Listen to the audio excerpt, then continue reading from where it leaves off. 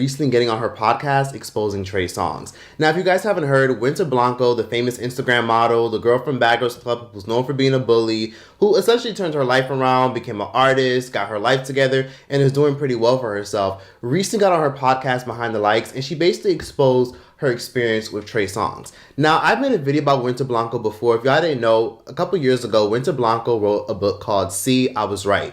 So she wrote a book and she essentially exposed the fact that Diddy and her had a really bad experience. In her book, See, I Was Right, that she wrote 2 years ago, she talked about how Diddy essentially coerced her into getting an abortion because she got pregnant by his youngest son, who was Justin Combs, 21 years old at the time, who was at the height of his career back in 2014 at the time, where he was basically playing football, he had a full ride scholarship, he was doing really well for himself, and essentially Diddy coerced her into getting an abortion, even tried to bribe her with things such as a music career, a boutique, or even money.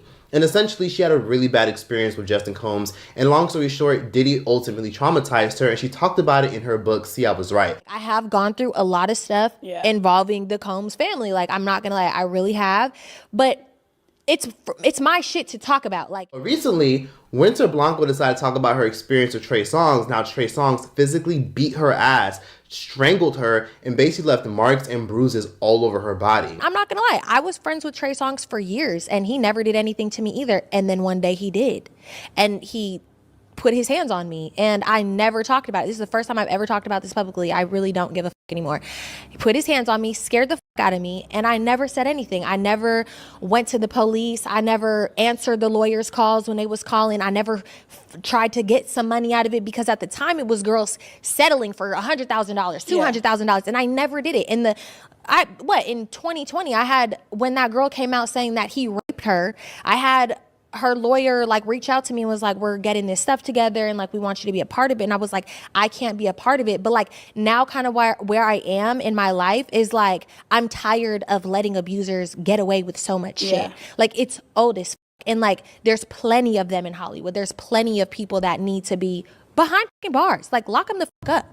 Oh, I don't know what you think happened. Like you were drunk and you hit me. And that's what would have made me go right to no. And I have. No, you got. And I'm telling you, like I literally have the screenshots of the text right here because I was just thinking about it before we sat down, which is why I'm even talking about it. And I have the text, and I was like, you are not going to like trick me and play with my mind. I know what you did to me, and you're not going to convince me otherwise. Keep in mind, this is at the point after I did Bad Girls Club. I knew my word had no weight because I'm on a TV show fighting. I'm looking like a violent person. So it's like that also gives people a way to twist it and say, oh, she's always getting into shit. She's crazy. Everybody knows she crazy. And that, takes away your experience when you have this bad rep for being like a crazy bitch, basically. So never talked about it, never did anything. And then years later, he had ended up apologizing to me. And I'm not going to lie, like even after, like just the way that the situation was manipulated was like, okay, maybe he was going through something. Maybe he was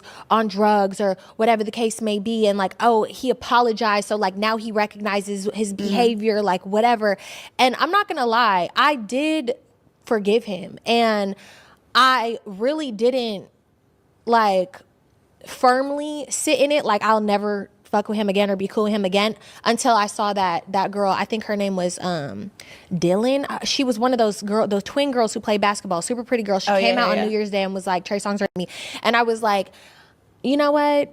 I'm not tripping. Never talked about it. And I remember I was like, not ever going to talk about it because I was still trying to do music. Yeah. And I was just like, I don't want this to affect my career. Which a lot of women have to deal with. I had TMZ like calling my manager because like, and trying to talk to me and trying to have conversations with me. And I was like, no, I will not. Like, I will not. How did people find out about, like, how did anyone I don't really know how they found out exactly, but I was with a group of friends when it happened. They didn't see it happen, but I had went and got in the car with them after. And I was like, I had like marks on my neck and scratches on my neck. All my nails were broken. My hands were bleeding. My knees were scraped up and shit.